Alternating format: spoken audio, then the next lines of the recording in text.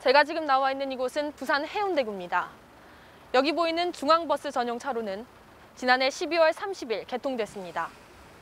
중앙버스 전용 차로는 도로 바깥쪽 차선에 있던 버스 전용 차로를 도로 가운데로 옮기고 버스 정류장을 도로 중앙에 설치하는 제도로 원동 IC부터 올림픽 교차로까지 총 3.7km 구간에 걸쳐 24시간 운영되고 있습니다.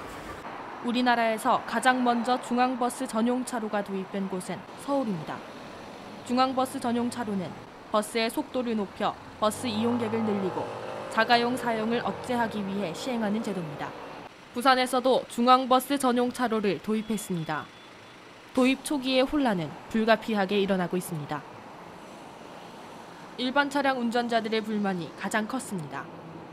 뻥 뚫린 중앙버스 전용 차로 옆으로 꽉 막힌 일반 차선들이 보입니다. 24시간 내내 운영되기 때문에 버스를 제외한 나머지 모든 차량은 한 개 차선을 완전히 쓸 수 없게 되었기 때문입니다.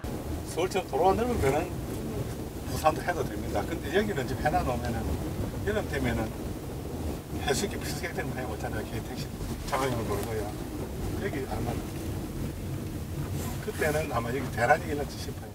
부산시에서는 24시간 내내 운영하는 이유에 대해 밝혔습니다.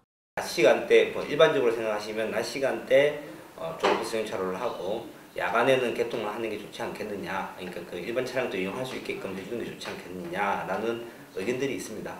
하지만 야간 시간대는 일반 도로도 소통이 잘 되기 때문에 굳이 중앙버스 정차로 들어올 이유가 없는 것으로 판단이 되고요.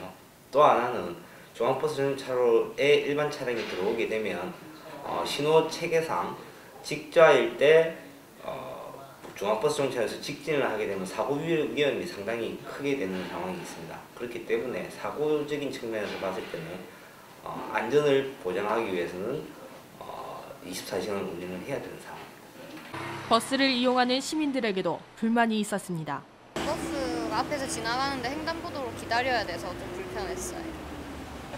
새로 만들어진 정류장 근처에는 이전에 사용하던 정류장이 그대로 남아 있습니다. 도로 한가운데 정류장이 있다 보니 시민들은 무단 횡단을 하기도 합니다. 보행자 횡단, 무단 횡단으로 인해서 발생하는 교통사고들 이런 것들이 나오고 있는데 아직까지 저희 시에서 그 서울의 사례를 면밀히 분석해서 무단 횡단이 발생할 수 있는 곳은 원천 차단을 하고 지속적으로 모니터링을 통해서 안전 부분이라든지 교통 체계는 정상화시켜서 운행을 할 계획입니다. 서울시는 2004년 중앙버스 전용 차로를 처음 도입한 초기에 발생했던 이러한 문제점들을 해결하기 위해 많은 노력을 했습니다. 두 차로나 혹은 세 차로 정도는 마음먹기에 따라서 넘어갈 수도 무단횡단할 수도 있고 또 건너편에 자기가 타고자 하는 버스가 왔을 경우에 건너고자 하는 그런 욕구들이 있으신 것 같은데요. 저희가 교통안전과 관련해서도 시설적인 부분으로 보완도 하고요. 그리고 또 교육이나 홍보 이런 걸 통해서 하기도 하고 여러 가지 분야별로 교통사고를 줄이기 위해서 노력을 하고 있습니다.